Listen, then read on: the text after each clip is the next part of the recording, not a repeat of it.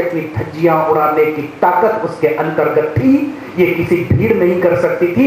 एक व्यक्ति के अंतर्गत का, व्यक्ति के भीतर का, व्यक्ति के हृदय का आत्मविश्वास का चमत्कार था। तो इसलिए इस समारंभ में, इस प्रोग्राम के अंतर्गत आप जितने लोग आए हैं, ये भीड़ के प्रतीक नहीं है। आप अपने मस्तिष्क से, आप अपने दिल से बाध्य होकर के हमारे नम्र निवेदन पर यहां पर उपस्थित होते हैं। तो मेरा सबसे पहला साधुवाद आप सभी को है। आप अपने शान में जोरदार तालियां बजाने का। मैं किसी राजनीतिक विचारधारा का मोहताज नहीं हूं, मैं किसी आर्थिक तंत्र का मोहताज नहीं हूं, मैं किसी सामाजिक प्रतिष्ठा और बड़े बड़े पुरस्कारों का मोहताज नहीं हूं। मेरे दिल के अंतर्गत जो चिंतन की धारा निरंतर बहती है, उस धारा प्रवाह को आपके दिलों, आपके हृदय से जोड़ने के लिए वहां यहां उपस्थित हुआ हूं। मुझे इस बात की खुशी है। लोगों का कहना होता है कि प्रोग्राम की सफलता, कितने लोग ज्यादा से ज्यादा आए थे उस पर सफलता है। मेरी सफलता उसमें है कि कितने कम से कम लोग आए, लेकिन इस प्रोग्राम के साथ दिल और दिमाग से जुड़ने वाले लोग आए।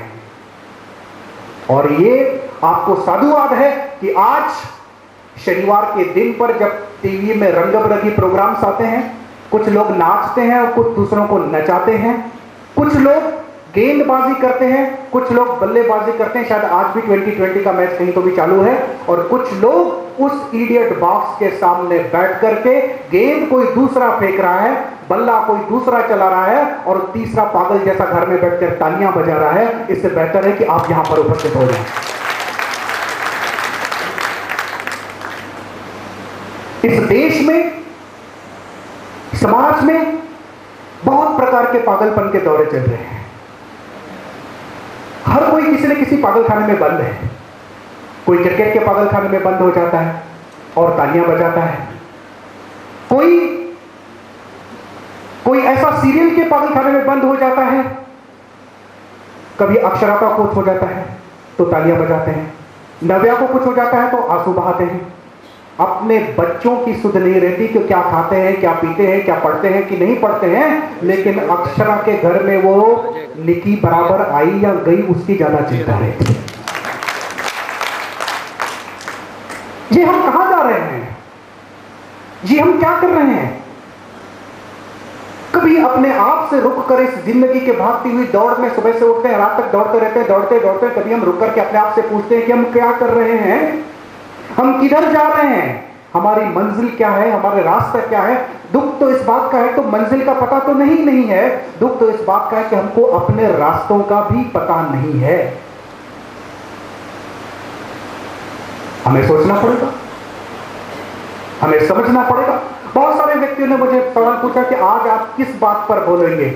मैंने कहा बियॉन्ड द बाउंड्री, सीमा रेखा के बाहर। बोले कौन सी सीमा रेखा के बाहर की बात कर रहे हैं? बोले भारत की सीमा रेखा तो वैसे ही विवादों में है और आप नया बखेड़ा तो नहीं खड़ा कर रहे। मैंने कहा साहब नहीं, बखेड़े तो खड़े करने वाले दिल्ली के देवता बैठे हैं, मेरी क्या बिसात जो कोई बखेड़ा खड़ा कर दूं?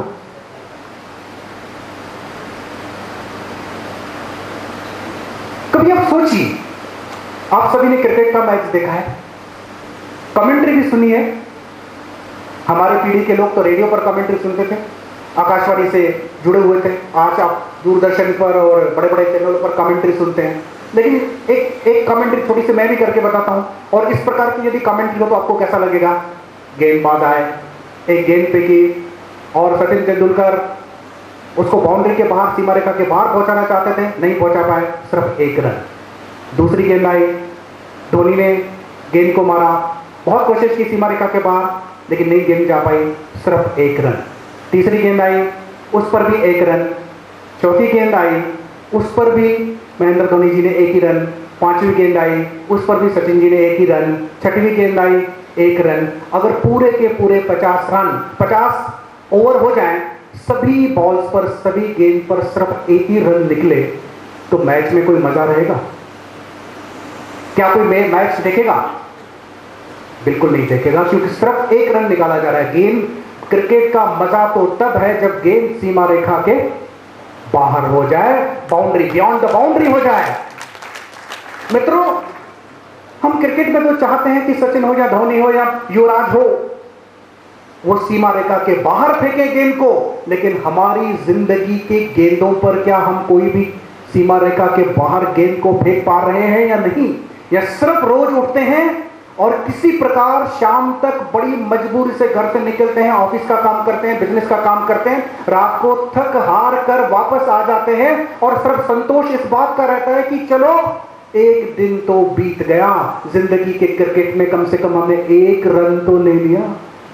और सारी जिंदगी हम सिर्फ एक रन निकालकर ही संतोष करने वाले अल्प संतुष्ट प्राणी होकर के रह गए हैं। और इसी भ्रम को, इसी मूर्छा को, इसी कोमा को तोड़ना का जो नाम मैंने दिया है वो है सीमा रेखा के बाहर। हम सीमा रेखा के बाहर कैसे जा सकते हैं? हम बियॉन्ड द बाउंड्री कैसे कर सकते हैं? बड़ी विचित्र बात। हम चाहकर भी गेंद पर बाउंड्री से बाहर नहीं जा सकते, चाहकर भी जिंदगी की गेंद को हम बाहर नहीं फेंक पा रहे हैं। कहीं ना कहीं गड़बड़ हो गई है, कहीं ना कहीं हम रुक से गए हैं, कहीं ना कहीं हमको हमारे सारे समीकरण गड़बड़ा गए हैं। और इस समीकरणों को ठीक करना एक आसान काम नहीं है। 5000 साल से जो समीकरण गड़बड़ाए हुए हैं उनको ठीक करना बड़ा आसान काम नहीं है। आइए पहले थोड़ा सा सामाजिक चिंतन कर ले। सामाजिक चिंतन करते करते मैं व्यक्तिगत बातों पर भी आ जाऊंगा, और जो आपके परिवार की, आपके घर की, आपके अपनों की बातें हैं उसको भी छूने का प्रयत्न करेंगे। लेकिन आप सोचिए, ये तो मानिए कि आज हमारे समाज के अंतर्गत हमारे राष्ट्र के सामने बहुत सारे प्रश्न खड़े, बहुत सारे प्रॉब्लम्स हैं। यदि मैं आपको पूछूं कि हमारे समाज के सामने क्या क्या प्रॉब्लम्स हैं, मुझे लगता है कि बहुत बड़ी सूची आप यहां पर बता सकते हैं और बोल भी सकते हैं। मैं स्पेशली यदि कोई विद्यार्थी आए तो मैं उनसे पूछूंगा कि आपको क्या लगता है कि हमारे देश के सामने, हमारे समाज के सामने क्या क्या प्रॉब्लम्स हैं? आप 2-3 प्रॉब्लम्स बताएं, बाकी सब मैं भी बता दूंगा आपको क्या प्रॉब्लम्स है हमारे समाज के सामने। आपको क्या लगता है? वो ऐसा है कि मैं कॉलेज में पढ़ाता हूं, और जो कॉलेज में पढ़ाता है उसको प्रश्न पूछने की आदत है। चाहे क्लास में खड़ा कर दो या मानस भवन में खड़ा कर दो, वो प्रश्न तो पूछेगा ही, क्योंकि आदत है। हुआ या कि आदत से मजबूर। मैं आप भी थी बता रहा हूं, किसी दूसरे की बात क्यों करूं। मेरी जब शादी हुई तो बड़ा मजा आया, शायद आपको भी आया होगा, और वो मजा कब तक रहा ये नहीं पूछूंगा। तो सुहागरात हुई, मेरी पत्नी सहमी से नहीं आई, आदत थी प्रश्न पूछने की। अब परिचय लेना था उससे, भाई क्या है, कैसा करती है, क्या है। मैंने पूछा, बता अपने परिवार का संक्षेप में इतिहास बता, अपना तेरा घर कहां है उसका संक्षेप में भूगोल बता, और कौन कौन सी पिक्चरें कौन कौन से छोरे के साथ देखी थी, जोड़े बना। बेचारी घबरा गई, कंधा थपथपाया। मैंने घबरा मत, किसी भी 3 प्रश्न के उत्तर दे दे। तो आप भी कम से कम 3 समस्या तो बताइए मुझे कि हमारे समाज के सामने कौन सी समस्या है। आपको क्या लगता है? बड़ी बड़ी बातें होती है समाज में, बड़े बड़े लोग खड़े हो जाते हैं कि साहब समाज में ये प्रॉब्लम है, वो प्रॉब्लम है, ऐसा है वैसा। आपको क्या लगता है कि कहां प्रॉब्लम है हमारे साथ? स्पेशली मैं चाहूंगा विद्यार्थी बताएं, बाकी भी लोग बताएं कि आपको क्या लगता है कि कहां समस्या कहां है। निरक्षरता की समस्या है? आप समर्थन करिए, निरक्षरता की समस्या है। करप्शन है। मल न्यूट्रिशन है। गरीबी है, अशिक्षा है, ये सब है समस्याएं। क्या लगता है आपको? है। ये सारी समस्याओं के कारण नहीं है, ये सारे हमारे बैकवर्डनेस के परिणाम है। क्योंकि कहीं ना कहीं हमारा समाज पिछड़ गया, और उस पिछड़ेपन का परिणाम जो हुआ, हम गरीब हो गए, हम निरक्षर हो गए, हम कुपोषण से प्रभावित हो गए, हम अन्याय की व्यवस्था में रह रहे हैं, और हमारे बच्चे शिक्षा नहीं ले पा रहे हैं, हम एक भ्रष्टाचार से ग्रस्त हो गए। ये सारे परिणाम है। हम यदि चिंतन करेंगे, हम यदि मनन करेंगे, तो इसके सारी समस्याओं के जड़ कुछ और है। और वो क्या है? वो 3 बातें हैं। आप सभी लोग समझदार हैं। 3 बातें हैं। उन 3 बातों पर यदि हम चिंतन करें तो हम एक संपूर्ण समाज के अंतर्गत एक क्रांति पाएंगे।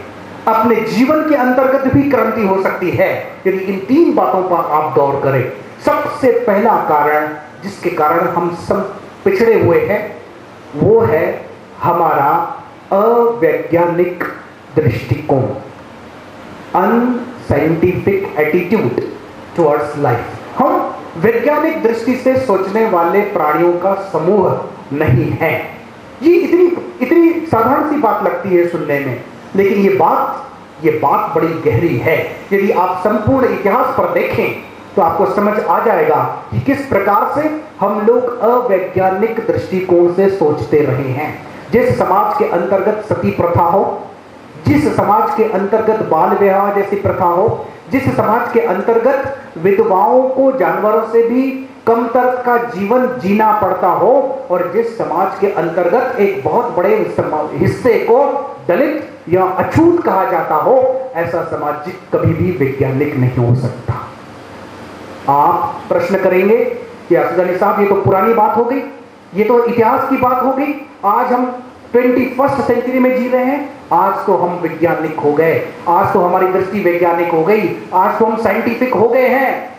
Take it from me on the stamp paper कि आज भी 2012 में भी हम वैज्ञानिक दृष्टिकोण से चलने वाले लोग नहीं हैं। बहुत छोटा सा एक्सपेरिमेंट आप कर सकते हैं। किसी भी शहर के, नागपुर के सड़कों पर निकलिए, चाहे भोपाल के सड़कों पर निकलिए, आपको सबूत मिल जाएगा कि हम लोग अवैज्ञानिक हैं। आपको बहुत जगह पर नींबू, लेमन्स और मिर्ची रास्ते पर पड़ी होगी। कोई किसी की नजर उतारता है, कोई किसी को नजर लगाता है। ये क्या वैज्ञानिक होने का प्रमाण है? हम आज भी अंधश्रद्धा में फंसे हुए हैं, आज भी बड़े तंत्रों मंत्रों के सहारे चल रहे हैं, आज भी ढोंगियों की उंगली पकड़ करके हम समाज के आगे बढ़ रहे हैं। यदि ये समाज एक नींबू और मिर्ची से अपना मंजिल पा सकने की तमन्ना रखता है तो बड़े दुख के साथ कहना पड़ता है कि ये अवैज्ञानिक लोगों का समाज है। जब हम वैज्ञानिक हो जाएंगे तब हमारी प्रगति सुनिश्चित हो ही जाएगी। और दूसरा एक कारण जो महत्वपूर्ण कारण है, हम दुर्भाग्य से सदियों से भाग्यवादी रहे हैं। We are fatalistic people. हमारा विश्वास इतना ज्यादा है भाग्य में, बड़े मजे की बात है कि हमारा दर्शन ने कहीं ना कहीं हमको गुमराह कर दिया। हमको बता दिया कि कोई बात नहीं, आत्मा तो अमर है, भाग्य में जो होगा वो हो जाएगा। इस जन्म में नहीं हुआ तो दूसरे जन्म में, दूसरे जन्म में नहीं हुआ तो तीसरे जन्म में। और उन्होंने बता दिया कि 84 लाख जन्म आपके पास में है, जो होना होगा वो तो हो ही जाएगा। इसलिए हम जो है अकर्मक लोग हो गए, हमने कर्म करना छोड़ दिया, एक्शन करना छोड़ दिया और संपूर्ण बातें भाग्य के भरोसे छोड़ दी। और इसलिए इतने सारे वर्षों के बाद भी हम इस समाज को कहीं तो भी मूलभूत रूप से परिवर्तित नहीं कर पाए। ये हमारी कमजोरी है कि हम भाग्यवादी हैं। सब चीज भाग्य पर, हर चीज उस परमेश्वर पर, हर चीज उस भगवान पर छोड़ दिया, हर चीज उस परमात्मा पर छोड़ दिया। हम अपनी जिम्मेदारी लेने से कतराते हैं। We are not accountable people, we are not responsible people. हम किसी भी चीज की जिम्मेदारी नहीं लेते हैं, चाहे वो अच्छी चीज हो चाहे वो बुरी चीज हो, लेकिन दोनों ही में जिम्मेदारी हमारी है, अपनी है। अपने बाहुबल पर, अपने कर्म पर, अपने सोच पर, अपनी प्रतिभा पर, अपनी योग्यता पर, अपनी कला पर यदि हमको विश्वास होगा तो ये भाग्यवाद को छोड़ करके हम कर्मवाद पर आ जाएंगे। और जिस दिन ये शहर, ये गांव, ये मुल्क, ये देश और ये समाज कर्मवाद पर विश्वास करने लगेगा, ticket from me on the stamp paper, हम सबकी किस्मत बदल जाएगी। किस्मत बदलने के लिए किस्मत की आवश्यकता नहीं है, अपने कर्म की आवश्यकता है। अपने जीवन को जब कर्म भूमि बना लीजिए, आप सभी का परिवर्तन उसमें सुनिश्चित हो जाएगा। ये मेरा अपना अनुभव रहा है, ये मेरा अपना चिंतन रहा है और वही मैं चिंगारी आपके समक्ष भी उपस्थित करना चाहता हूं। और तीसरी बात जो सबसे महत्वपूर्ण है, दुख के साथ मुझे कहना पड़ता है कि हम लोग डायनामिक लोग नहीं हैं। डायनामिक जो समय के साथ बदल जाता है, जो परिस्थिति को समझता है, जो धीरे धीरे परिवर्तन अपने जीवन में अंतर्भूत करता है, हम लोग ऐसे नहीं हैं। हमारे देश में बहुत सारे महात्मा हुए, बहुत सारे महापुरुष हुए, इतने सारे महापुरुष हुए कि हमारे हर शहर में, हर गांव में महापुरुषों की कोई कमी नहीं है। और दुख इस बात का है, इस महापुरुषों के चक्कर में हमारे समाज में से पुरुषों की कमी हो गई। इस समाज को आज पुरुषों की आवश्यकता है, महापुरुषों की नहीं।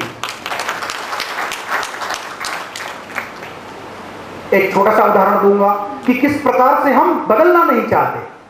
हम बदलना चाहते ही नहीं है। आपको पता है कि सबसे पहले जातिवाद के अगेंस्ट में, जातिवाद के विरोध में, इतिहास के अंतर्गत सबसे पहले जिसने आवाज उठाई थी उसका नाम था सिद्धार्थ। वही सिद्धार्थ जो आगे चल करके भगवान गौतम बुद्ध के नाम से जाने गए और उन्होंने हमको जो शिक्षा दी, आज उस शिक्षा का मनन चिंतन करके देखिए। उस शिक्षा का जो बुनियाद है वो बुनियाद यह है कि एक इंसान दूसरे इंसान के समान है, कोई ऊंच नहीं है, कोई नीच नहीं है। ये बुद्धिज्म की फंडामेंटल टीचिंग के अंतर्गत आता है। हम बड़े विचित्र लोग हैं, हम बड़े अजीब लोग हैं, हम बड़े स्ट्रेंज पीपल हैं। हमने कहा भगवान बुद्ध तू तो बहुत अच्छी बात करता है कि जाति पाति मत करो, समान रहो। बहुत अच्छा लगता है समान रहने का, कोई बात नहीं। आपने कह दिया, हमने सुन लिया, आपको हम पुरस्कार देते हैं। आज से आपको हम भगवान गौतम बुद्ध बोलेंगे। आपके मंदिर बनाएंगे, आपके पुतले बनाएंगे, आपकी मूर्तियां बनाएंगे, आपकी पूजा अर्चना करेंगे, आपकी जय जयकार करेंगे, लेकिन हम तो जाति पाति करेंगे ही। जिस ईश्वर ने बुद्ध को भेजा था वो थोड़ा सा निराश हो गया। उनको लगा ये भारतवासियों को थोड़ा सा सिखाना बड़ा कठिन है। फिर उसने प्रयत्न किया। कुछ वर्षों के पश्चात हमारे पास महावीर को भेजा। संपूर्ण इतिहास में एक ही महावीर हुए हैं और उसके बाद किसी की हिम्मत नहीं जो महावीर बन पाए। और महावीर ने भी हमको यही समझाया कि हम इंसान हैं, सब समान हैं।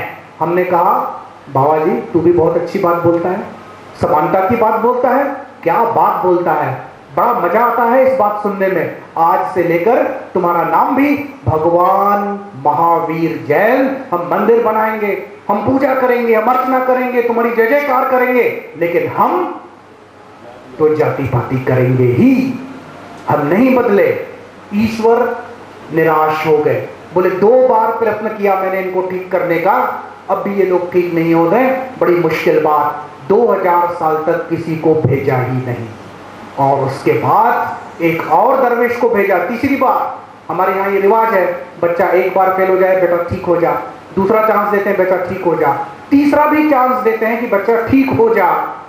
3 चांस देने का हमारी बड़ी परंपरा रही है। ईश्वर को भी पता है कि भारतवासी एक बार में तो सुधरने वाले हैं नहीं, तो तीसरे महापुरुष को भेजा उन्होंने। इस बार नानक को भेजा और नानक ने भी हमको वही समझाया कि अव्वल नल्ला नूर उपायो कुदरत दे संबंधे, एक नूर दा सब जग उपजा, कौन भले कौन मंदे। हम सब एक ही नूर से आए हैं, हम सभी की उत्पत्ति एक ही है, और इसलिए कौन भला कौन मंदा, कौन ऊंच कौन नीच, हम सब एक हैं। कोई जाति नहीं, कोई पाति नहीं, कोई धर्म नहीं, कुछ नहीं। हमने कहा नानक तू भी तो अच्छी बात करता है, बहुत सुनने में अच्छी लगती है कि हम सारे समान हैं, इसलिए आज से तुमको भगवान नानक देव, तुम्हारे भी गुरुद्वारे बनाएंगे, तुम्हारी भी मूर्तियां बनाएंगे, तुम्हारे नाम का भी जाप करेंगे, लेकिन हम जाति पाति करेंगे ही, हम बदलेंगे नहीं। भगवान फिर से निराश हो गए। 500 साल तक फिर किसी को नहीं भेजा। आखिरी बार क्या होता है, 3 पुरस्कार दिए जाते हैं, उसके बाद एक सांत्वना पुरस्कार भी दिया जाता है। तो भगवान ने हमको सांत्वना पुरस्कार दिया। इस बार उन्होंने मोहनदास को भेजा और मोहनदास ने फिर से वही प्रयत्न किया। बोले ये दलित नहीं है, ये हरिजन है, कोई ब्राह्मण नहीं है, कोई क्षत्रिय नहीं, कोई वैश्य नहीं, कोई शूद्र नहीं, हम सब एक ही हैं। और जिस मोहनदास ने माया मोह से मोहनदास दूर रहे, आप जाके देखिए साबरमती, आप जाके देखिए सेवाग्राम, एक लकड़ी, एक धोती, एक चश्मा, इसके सिवाय उनकी कोई संपत्ति नहीं थी, कोई बैंक बैलेंस नहीं था, कोई बहुत बड़ा कैश उनके घर से नहीं निकला था। लेकिन हमने क्या किया, हमने कहा बापू तूने कहा कि मैं माया मोह से दूर रहूंगा, बस अब हर 500 के नोट पर तुझे चिपका देंगे, अब कहां भागेगा। अब तो तू सारी कायनात तक इस 500 के नोट से चिपका रहा, माया मोह जितना छोड़ा था अभी अपनी इच्छा पूरी कर ले। हम बड़े विचित्र लोग हैं, हम बड़े अजीब लोग हैं कि हम किसी की बात नहीं सुनते। वो बुद्ध भी चला गया, वो जैन भी चला गया, वो नानक भी चला गया, वो मोहनदास भी गया, लेकिन आज भी हमारे दिलों दिमागों में से वही जाति पाति का कीड़ा है। इससे आप इनकार नहीं कर सकते। ये हमारे प्रगति का बाधक है। जो व्यक्ति एक इंसान और दूसरे इंसान के भीतर एक भेद करता है, अंतर करता है, वो कभी भी इंसानियत के सीमा रेखा में आ ही नहीं सकता, उसके बाहर। आज हमको जरूरत है कि इस प्रकार के जातिवाद के सीमा रेखा से बाहर चले जाएं, इस प्रकार की ऊंच नीच के सीमा रेखा से बाहर चले जाएं, और जिस दिन हमारे हृदय के अंतर्गत किसी दूसरे व्यक्ति के प्रति संवेदना निर्माण होगी, जिस दिन हमारा हृदय किसी नन्हे बच्चे के आंसू देखकर रो पड़ेगा, और जिस दिन किसी हमारा हृदय किसी अपंग की कठिनाई देखकर के उसकी पीड़ा देखकर हमारा हृदय रो पड़ेगा, किस दिन हम अनाथ बच्चों की यदि पास जाए, कितने लोग आप और हम में से एक अनाथालय में जाते हैं, कितने लोग आप और हम में से एक बूढ़ा आश्रम में जाकर के उन बूढ़ों के आश्रम पूछते हैं, कितने लोग अपंग गृहों में जाकर के उन अपंगों से पूछते हैं कि तुम्हारा पैर नहीं है तो तुम जिंदगी की इस रेस में, जिंदगी की इस दौड़ में कैसे चलते हो। कितने लोग उस नेत्रहीन विद्यालय में जाकर देखते हैं जिनको दिखाई नहीं देता, वो सूरज उगते हुए सूरज को, डूबते हुए सूरज की लालिमा नहीं देख पाते, फूलों की सुंदरता नहीं देख पाते, झील का बहना नहीं देख पाते, उड़ते हुए आकाश में पंछी नहीं देख पाते, अपने बच्चों के चेहरों पर उनकी मुस्कान नहीं देख पाते, अपने प्रेयसी का हंसने की जो उनकी मुस्कुराहट का आनंद नहीं ले पाते। उनके जीवन के अंतर्गत जो अंधेरा है, उस अंधेरे में कभी हमने जाकर दीपक जलाने की कोशिश की, उसमें कभी भी उजाला लाने की कोशिश की। आप अपने सीमा रेखा से जब बाहर जब तक नहीं निकलते और सीमा रेखा अपने स्वार्थ के घेरे को तोड़ करके जब इस समाज में कूद नहीं पड़ते और संपूर्ण अश्रुओं को मिटाने का प्रण नहीं करते, तब तक हम सीमा रेखा के भीतर ही रहेंगे। तो इस प्रकार की बाउंड्री लगाकर आपको बाहर निकलना है। आज मैं इंजीनियरिंग कॉलेज के अंतर्गत पढ़ाता हूं, हजारों विद्यार्थियों को पढ़ाता हूं और उनको पूछता हूं कि बेटा तेरा मकसद क्या है, तेरे जीवन का उद्देश्य क्या है। बड़े अजीब ढंग के प्रश्न, बड़े अजीब ढंग के उत्तर मुझे मिलते हैं। बच्चा बोलता है कि मुझे बीई करना है, मुझे एमटेक करना है, मुझे आईआईटी जाना है, मुझे आईआईएम जाना है। मैं बोलता हूं बेटा उसके बाद क्या करना है। उसके बाद मल्टीनेशनल के अंदर मुझे बहुत बड़ी नौकरी चाहिए, 50,000 1 लाख रुपया महीने की मुझे नौकरी चाहिए। मैं बोलता हूं बेटा उसके बाद क्या चाहिए। बोले 2 साल के अंतर्गत मुझे मर्सिडीज कार चाहिए।